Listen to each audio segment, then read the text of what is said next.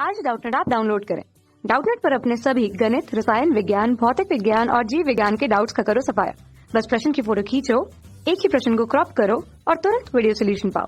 अभी डाउनलोड करें। तो फ्रेंड्स, हमारा प्रश्न है, नीचे दी गई क्षय योजना डीके स्कीम में बीटा माइनस कणों की अधिकतम गतिज ऊर्जाएं तथा गामा कणों की विकिरण आवृत्तियां रेडिएशन फ्रीक्वेंसी ज्ञात करें। ओके, तो क्वेश्चन में ये दिया है कि किस तरीके से जो है क्षय हो रहा है। ये जो है डीके स्कीम दी गई है। यहाँ से जो 19679 आर्गन जो है यहाँ से बीटा माइनस किरण का जो है विकिरण करके इतने इलेक्ट्रॉन मेगा इलेक्ट्रॉन वोल्ट ऊर्जा स्तर में आता है। बीटा माइनस 2 विकिरण करके इतने मेगा इलेक्ट्रॉन वोल्ट में आता है और यहाँ से गामा के विकिरण करके ये वाला एलिमेंट मिलता है, ये वाला तत्व मिलता है। तो इसमें जो है और भी दिया गया है यहाँ पे इन दोनों तत्व है आर्गन और Hg, इन दोनों का जो है द्रव्यमान भी दिया हुआ है यू के फॉर्म में। ओके, तो अगर हमें बीटा माइनस कणों की अधिकतम गतिज ऊर्जा निकालनी है तो हमें पता है जो गतिज ऊर्जा होती है। तो यहाँ पे सबसे पहले बीटा माइनस कण की बात कर लेते हैं। बीटा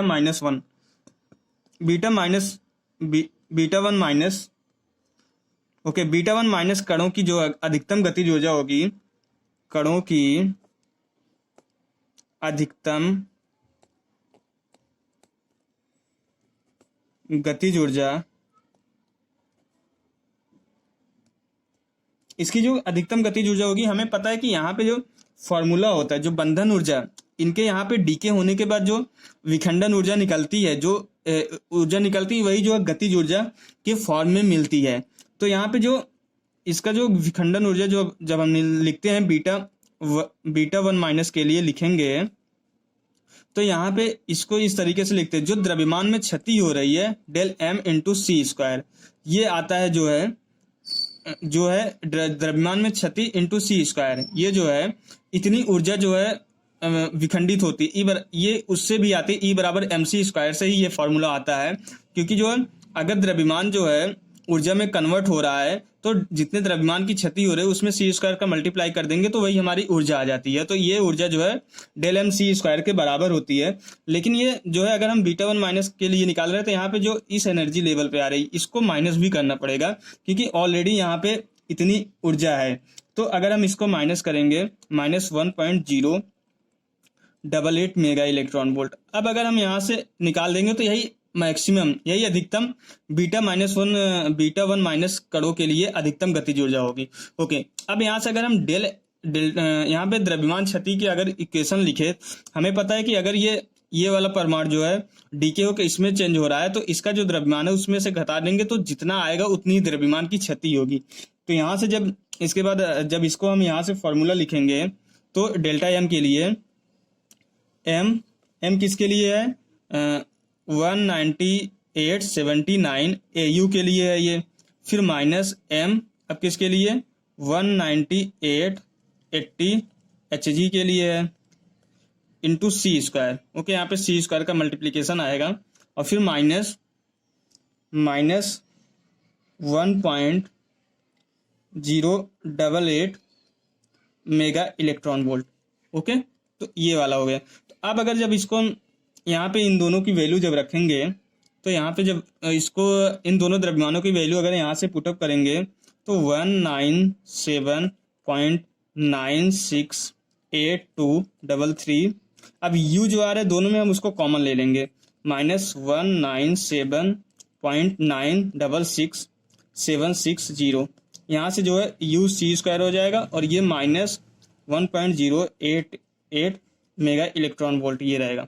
ओके, तो अब जब इसको हम सरल करेंगे तो यहाँ से ये निकल के आएगा 0.00147 इंटू, अब यहाँ पे u की वैल्यू अगर हम यहाँ पे रखेंगे तो u की वैल्यू हमें पता है 931.5 mega electron volt divided by c square होता है इंटू सी स्क्वायर मल्टीप्लीकेशन में, और इसको माइनस करेंगे जो ऑलरेडी है मेगा इलेक्ट्रॉन वोल्ट।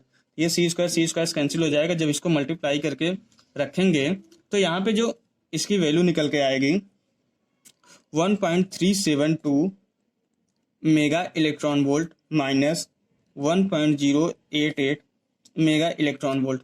अब इसको जब सरल करेंगे तो ये आएगा 0.2841 मेगा इलेक्ट्रॉन वोल्ट। ओके, ये बीटा वन माइनस के कणों की जो है अधिकतम गतिज ऊर्जा हो गई। ओके, अब इसी तरीके से हम बीटा टू माइनस कणों की अधिकतम गतिज ऊर्जा भी निकाल सकते हैं। बीटा टू माइनस कणों की अधिकतम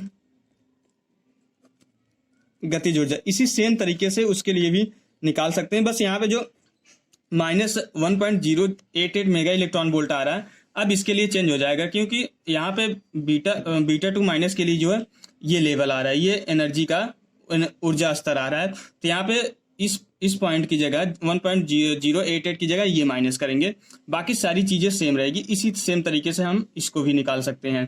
तो निकालेंगे जब, तो अगर इसका इक्वेशन लिखेंगे तो Q बीटा टू माइनस बराबर आएगा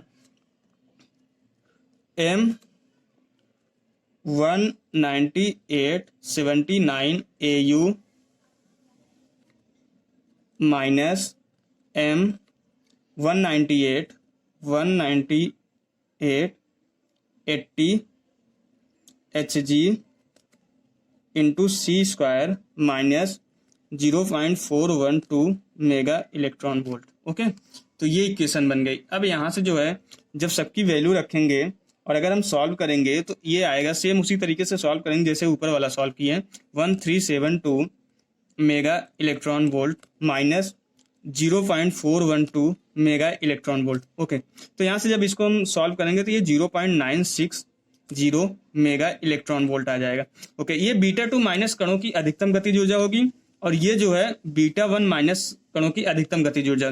दोनों कणों की अधिकतम गतिज ऊर्जा निकाल दी है। अब हमें क्या निकालना है? गामा विकिरण की आवृत्तियां निकालनी है। ओके, तो इसको हम कैसे निकालते हैं ये देख लेते हैं। तो अब आवृत्ति निकालने के लिए हमें फॉर्मूला पता है। जब भी इस तरीके से ऊर्जा जो है उत्सर्जित गामा किरण उत्सर्जित करता है तो उसके लिए जो एनर्जी का फॉर्मूला होता है E बराबर जो होता है H म्यू होता है। तो ये E जो है जो जिस ऊर्जा स्तर में होता है उसी की जो है ऊर्जा होती है H, और म्यू जो है आवृत्ति होती है। ओके, तो यहाँ से इस फॉर्मूला का यूज करके हम आवृत्ति निकाल सकते हैं। तो गामा विकिरणों की आवृत्तियां जो जब निकालेंगे हम, गामा विकिरणों की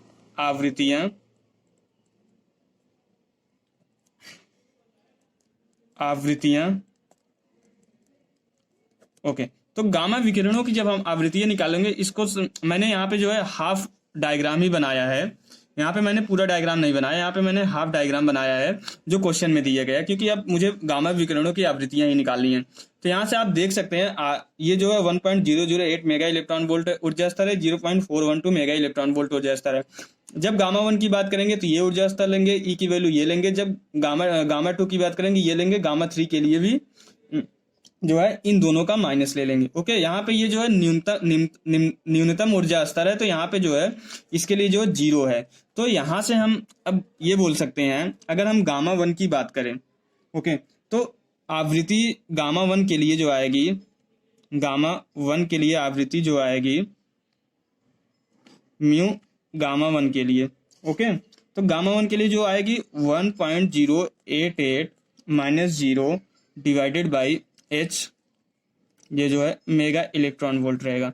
ओके, तो यहाँ से जब हम H की वैल्यू रखेंगे 1.088 इंटू इलेक्ट्रॉन वोल्ट की भी वैल्यू मेगा इलेक्ट्रॉन वोल्ट की भी वैल्यू मैं रख दे रहा हूँ 1.6 इंटू 10⁻13 जूल डिवाइडेड बाई, अब इसकी जो वैल्यू आती है 6.64 इंटू 10⁻34 जूल सेकंड। ओके, तो अब यहाँ से जब हम इसको रखेंगे, जब इसको सॉल्व करेंगे तो यहाँ से गामा वन की जो आवृत्ति निकल के आएगी वो आ जाएगी हमारी 2 पॉइंट्स, जब इसको सॉल्व करेंगे 2.63 इंटू 10⁻20 हर्ट्ज, ये हमारी गामा वन के लिए आ गई। अब इसी तरीके से जब गामा टू की बात करेंगे तो ये वाला ऊर्जा स्तर माइनस ये वाला ऊर्जा स्तर लेंगे, इसके लिए 0 है। तो यहाँ से जब अब गामा 2 के लिए बात करेंगे तो 0.412 माइनस 0 डिवाइडेड बाई एच, ये जो है मेगा इलेक्ट्रॉन वोल्ट है। ओके, तो यहाँ से जब हम रखेंगे फिर से 0.412 इंटू 1.6 इंटू 10 की power minus 13 joule divided by 6.64 into 10 की power minus 34 joule second. Okay, तो यहाँ से अब इसकी जो आवृत्ति निकल के आएगी VR2 की वैल्यू जो निकल के आएगी 9.94 इंटू 10 की पावर 19 हर्ट्ज। ओके, अब इसी तरीके से जब हम गामा 3 की बात करेंगे, अब जब हम गामा 3 के लिए आवृत्ति निकालेंगे तो अब यहाँ पे 1.088 ये एकदम ऊपर वाले ऊर्जा स्तर है, माइनस 0.412 इन दोनों में जो है, इन दोनों के लिए माइनस कर देंगे इन दोनों ऊर्जा स्तर के लिए। तो यहाँ से जो है अब ये जो है मेगा इलेक्ट्रॉन वोल्ट है डिवाइडेड बाई एच। अब फिर से यहाँ पे अगर हम वैल्यू जब रखेंगे, इसको भी माइनस कर देना पड़ेगा, तो ये आ जाएगा। यहाँ पे जब इसको सॉल्व करेंगे इस बार तो ये निकल के आएगा यहाँ पे आवृत्ति 1.63 इंटू 10 की पावर 20 हर्ट्ज। ओके, ये जो है गामा 3 के लिए आवृत्ति आ गई। तो मैंने तीनों गामा विकिरणों के लिए आवृत्ति भी निकाल दी है, कैसे निकाल दी है ये भी बता दिया, और दोनों बीटा कणों के लिए जो है अधिकतम गतिज ऊर्जा भी निकाल दी, और यही क्वेश्चन में पूछा गया था। Okay, thank you. कक्षा 6वीं से 12वीं से लेकर नीट, IIT, JEE वो एडवांस के लेवल तक 1 करोड़ से ज्यादा छात्रों का भरोसा। आज ही डाउनलोड करें डाउटनेट ऐप या व्हाट्सएप करें अपने सारे डाउट्स 8400 400 400 पर।